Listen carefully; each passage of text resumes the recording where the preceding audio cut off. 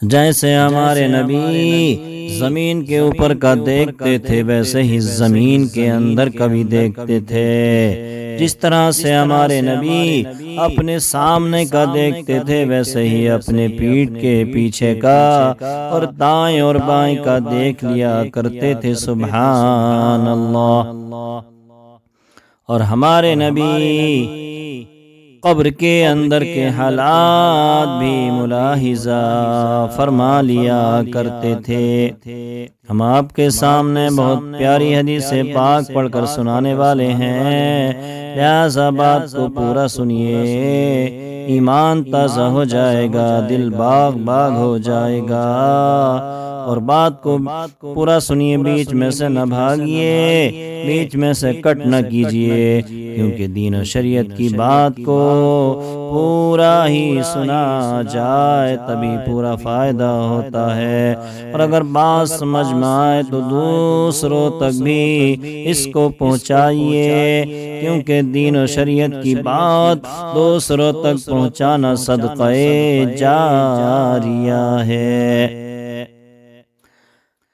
عن ابن عباس قال مر النبي صلى الله تعالى عليه وسلم بحائط من حيتان المدينة أو مكة، فسمع صوت إنسانين يعذبان في قبورهما،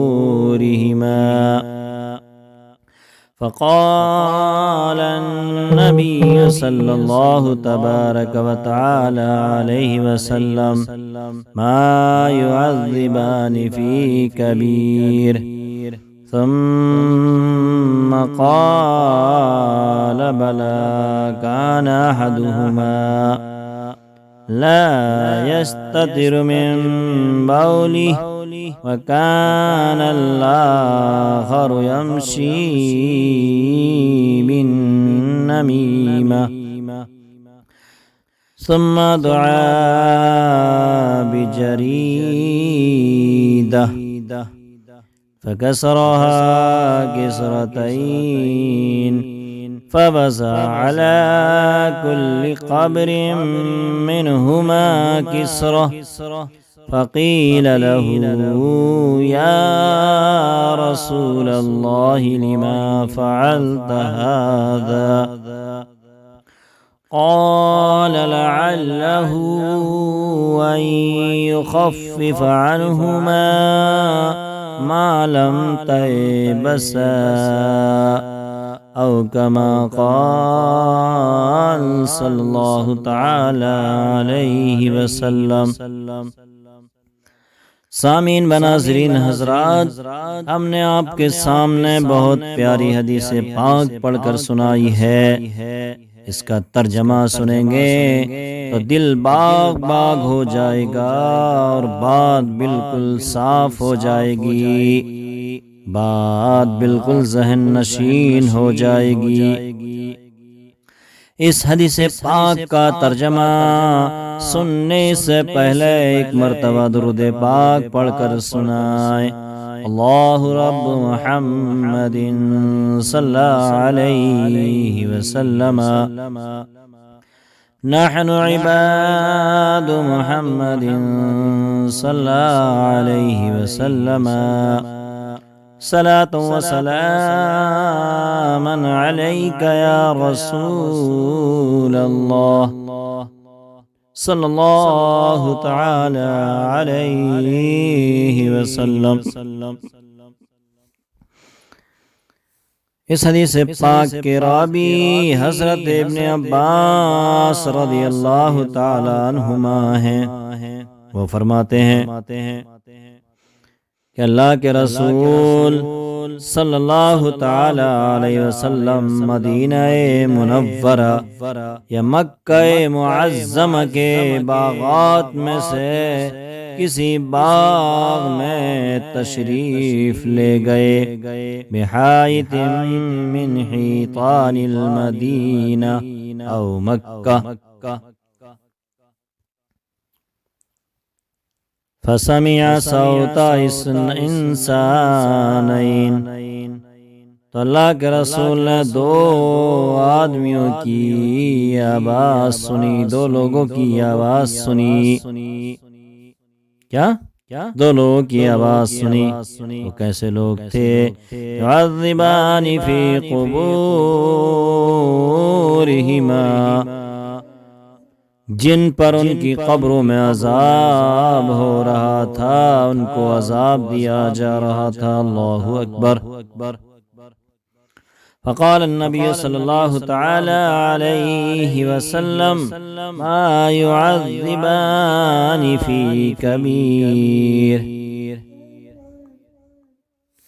تو ہمارے نبی نے فرمایا ان دونوں قبروں پر، ان دونوں قبر والوں پر عذاب ہو رہا ہے، لیکن یہ عذاب کسی بڑی بات پر نہیں ہو رہا، کسی بڑی بات کی وجہ سے نہیں ہو رہا، کسی بڑے گناہ کی وجہ سے نہیں ہو رہا۔ پھر ہمارے نبی نے فرمایا ہاں، اللہ تبارک و تعالی کے نزدیک یہ بڑی بات ہے جس کی وجہ سے ان کو عذاب ہو رہا ہے۔ یعنی مطلب کیا ہے؟ مطلب یہ ہے کہ ہمارے نزدیک، دنیا والوں کے نزدیک تو بڑی چیز نہیں ہے جس کی وجہ سے ان کو عذاب ہو رہا ہے، لیکن اللہ کے نزدیک بہت بڑی بات ہے۔ پھر آقا نے فرمایا کان احدہما لا یستتر من بولی، ان میں سے جو ایک کو عذاب ہو رہا ہے وہ تو اس وجہ سے کہ اپنے پیشاب سے نہیں بچتا تھا، پیشاب کی چھینٹوں سے اور پیشاب سے نہیں بچتا تھا۔ وَكَانَ الْآخَرُ يَمْشِي بِالنَّمِيمَةِ، فرمایا دوسرے چگلی کھایا کرتا تھا، چگل خور تھا، ادھر کی ادھر لگایا کرتا تھا۔ کیا؟ چگلی کھایا کرتا تھا۔ پھر دیکھو ہمارے نبی نے آگے کیا فرمایا، کیا کیا، کیا عمل کیا۔ ثم دعا بجریدہ، اس کے بعد ہمارے نبی نے کھجور کی ایک تر شاخ منگوائی، شاخ، اور ایک کھجور کی ایک تر ٹہنی منگوائی، اور اس کے دو ٹکڑے کیے۔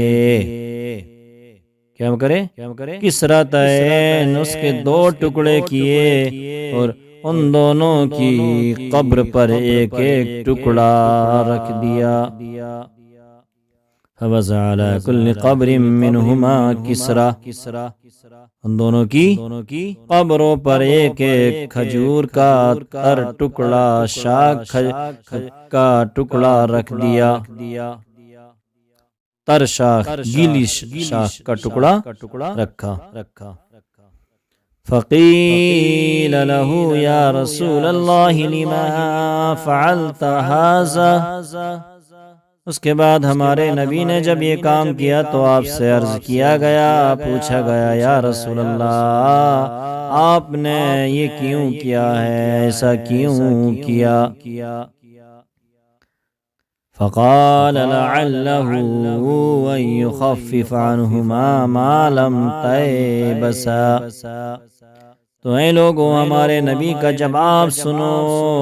ہمارے نبی نے ارشاد فرمایا امید ہے کہ جب تک یہ شاخیں خشک نہ ہو جائیں، جب تک یہ شاخیں تر رہیں گی، ان دونوں پر عذاب کم رہے گا، ان کے عذاب میں کمی اور تخفیف ہوتی رہے گی۔ سبحان اللہ، کتنی پیاری حدیث پاک آپ نے سنی۔ آپ بڑے خوش نصیب ہیں کہ دین و شریعت کی بات سن رہے ہیں، کیونکہ لوگ گانے بجانے اور قسم قسم کی برائیوں کی باتیں سنتے ہیں، لیکن آپ خوش نصیب ہیں کہ اللہ نے آپ کو اچھی بات سننے کی توفیق عطا فرمائی۔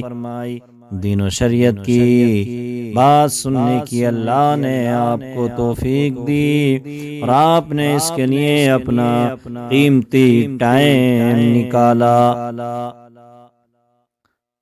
تو بات واضح ہو گئی، بات صاف ہو گئی کہ جیسے ہمارے نبی زمین کے اوپر کا دیکھتے ویسے ہی زمین کے اندر کا بھی دیکھ لیتے تھے۔ اتنا ہی نہیں بلکہ زمین والوں کے اعمال کو اور ان کے دنیا میں کام کرنے کو بھی آپ ملاحظہ فرما لیتے۔ لہذا اس حدیث پاک سے بالکل یہ بات ظاہر ہو گئی کہ ہمارے نبی کی نگاہ کے لیے کوئی چیز آڑ نہیں بن سکتی، کوئی بھی چیز پردہ نہیں بن سکتی۔ زمین کی مٹی ہمارے حضور کی نگاہ کے لیے آڑ نہیں بن سکتی، زمین کی مٹی بھی ہمارے نبی کی نگاہ کے لیے آڑ اور پردہ نہیں بن سکتی۔ یہاں تک کہ زمین کے اندر جو عذاب ہوتا ہے اسے بھی ہمارے نبی ملاحظہ فرما لیتے ہیں، دیکھ لیتے ہیں۔ سبحان اللہ، ہمارے نبی مخلوقات کے ہر کھلے اور چھپے کام کو دیکھ رہے ہیں کہ اس وقت کون کیا کر رہا ہے اور پہلے کیا کرتا تھا۔ لہذا آپ نے فرما دیا کہ ایک چغلی کرتا تھا اور دوسرا پیشاب سے نہیں بچتا تھا۔ اے لوگو، آج تم چغلی کرتے ہو کہ ہمارے نبی نہیں دیکھ رہے ہوں گے، تمہاری چغلی کرنے کو نہیں دیکھ رہے ہوں گے۔ ہمارا ایمان اور عقیدہ ہے کہ بالکل دیکھ رہے ہیں۔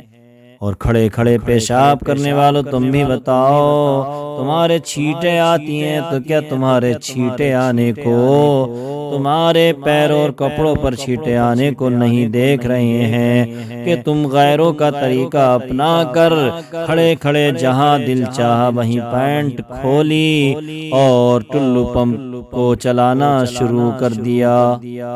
اے لوگو، یہ مسلمانوں کا طریقہ نہیں ہے، اسلام کا طریقہ نہیں ہے، یہ تو انگریزوں کا کھڑے کھڑے پیشاب کرنے کا طریقہ ہے، جس کو آج کا مسلمان اور بالخصوص یہ ہمارے نوجوان جو جن پہن رہے ہیں، اتنی ٹائٹ جن مطلب جس جنس کو جن ہی کہیے، کہ اتنی ٹائٹ جنس پہن رہے ہیں جن کو میں جن ہی کہتا ہوں کہ بیٹھا نہیں جاتا تو بیچارہ کیا کرے گا، کھڑے کھڑے پیشاب کرے گا، انگریزوں کا طریقہ اپنا کر پیشاب کرے گا۔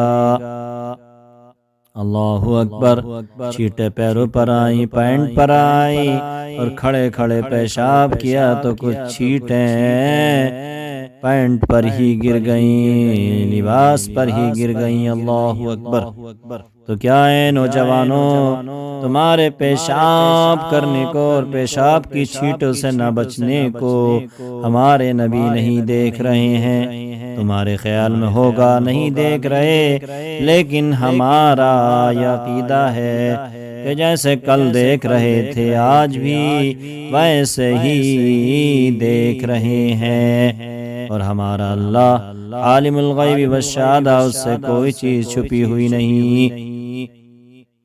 لہذا بیٹھ کر پیشاب کیا کرو، انگریزوں کے طریقے کو چھوڑو، اور اے چغلی کرنے والو، چغل خورو، تم بھی سن لو، تمہاری چغلی کرنے کو بھی ہمارے نبی دیکھ رہے ہیں، تمہاری ادھر سے ادھر لگائی بجھائی کرنے والے کو کرنے کو بھی دیکھ رہے ہیں۔ اس لیے ان گناہوں سے باز آ جاؤ، اللہ کی بارگاہ میں توبہ کر لو، اللہ معاف فرما دے گا۔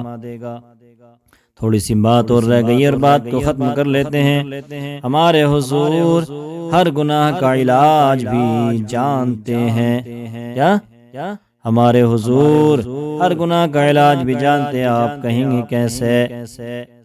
تو ہم بتاتے ہیں کہ قبر پر شاخیں ہمارے نبی نے رکھ دی. کیا رکھی؟ قبر پر تر شاخیں رکھی، گیلی شاخیں رکھ دیں تاکہ عذاب ہلکا ہو جائے. یہ بندوں کی تعلیم کے لیے تھا، ورنہ آپ دعا فرماتے تب بھی عذاب ختم ہو جاتا، عذاب میں تخفیف ہو جاتی.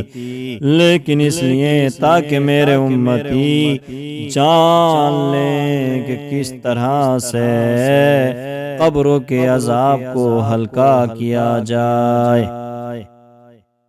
اس لیے یہ امت کی تعلیم کے لیے ہمارے نبی نے قبر پر تر اور گیلی شاخیں رکھیں تاکہ ہم سنیوں کے لیے یہ تعلیم ہو جائے کہ پھول ڈالنا قبر پر بالکل جائز اور سنت رسول ہے. لہذا قبروں پر سبزہ اور پھول وغیرہ ڈالنا سنت سے ثابت ہے، کیونکہ اس کی تسبیح سے مردے کو راحت ہوتی ہے. کیا؟ مردے کو آرام ہوتا ہے.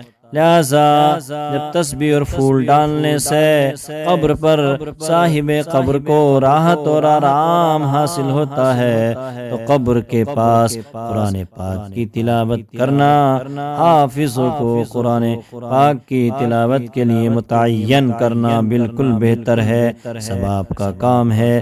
کیونکہ جب سبزے کے ذکر کرنے سے عذاب ہلکا ہوتا ہے، تو انسان کے ذکر کرنے سے قرآن عظیم کی تلاوت کرنے سے ضرور عذاب ہلکا ہوگا، عذاب میں تخفیف اور کمی ہوگی. حضرات، اگرچہ ہر خشک اور تر چیز تسبیح پڑھتی ہے، یعنی خشک چیز بھی پڑھتی ہے اور تر چیز بھی تسبیح ہی پڑھتی ہے، مگر دونوں کے پڑھنے میں فرق ہے.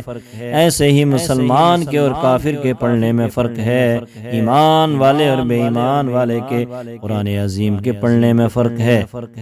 لیکن حضرات دیکھیے، تر چیز بھی تسبیح پڑھتی ہے اور خشک چیز بھی، لیکن سبزے کی تسبیح سے، تر چیز کی تسبیح سے مردے کو راحت نصیب ہوتی ہے، آرام نصیب ہوتا ہے. ایسے ہی بے دین کی قرآن پاک کی تلاوت کرنے سے کوئی فائدہ نہیں، کیونکہ اس میں کفر کی خشکی ہے، کفر کی خشکی ہے. اور مومن کی تلاوت مفید ہے، مومن کی تلاوت فائدہ مند ہے، کیونکہ اس میں ایمان کی تری موجود ہے. سبحان اللہ، بات بالکل ختم ہو گئی. سبزہ گنہگاروں کی قبر پر عذاب ہلکا کر دیتا ہے، اور بزرگوں کی قبروں پر ثواب و درجہ بڑھاتا ہے. کیا ہے؟ سبزہ گناہگاروں کی قبر پر عذاب ہلکا کرے گا، اور بزرگوں اللہ والوں کی قبروں پر ثواب و درجہ بڑھائے گا. اس لیے اے لوگو، تم قبر پر پھول ڈال دیا کرو، مزاروں پر پھول ڈالا کرو، بالکل جائز ہے اور سنت سے ثابت ہے. جو لوگ اس کو غلط کہیں وہ خود ہی غلط ہیں، جو لوگ اس کو حرام کہیں وہ خود ہی حرامی ہیں اور حرام کے پلے ہیں. لہذا ایسے لوگوں کے چکر میں نہ آؤ، ان کے بہکاوے میں نہ آؤ، کیونکہ ہمارے نبی نے یہ عمل کر کے دکھایا امت کی تعلیم کے لیے، اور یہ بتا دیا کہ کچھ لوگ ایسے بھی ہوں گے جو میرے عمل کو بدعت کہیں گے، کفر و شرک کہیں گے، کیونکہ ہمارے نبی نے خشک نہیں بلکہ تر کھجور کی شاخ کو قبر پر ڈالا. لہذا نبی کے عمل کو کفر کہنا، شرک کہنا، بدعت کہنا، گویا کہ نبی کی شان میں گستاخی کرنا ہے. لہذا ہم نے آپ سے آپ کے سامنے یہ دعویٰ کیا تھا کہ جیسے ہمارے نبی زمین کے اوپر کا ملاحظہ کرتے تھے، ویسے ہی زمین کے اندر کا بھی ملاحظہ کر لیتے تھے. حتیٰ کہ قبر اور صاحب قبر کے حالات اور ان کے اعمال کو بھی اور ان کے ساتھ پیش آنے والے حالات سے بھی آپ باخبر تھے۔ سبحان اللہ۔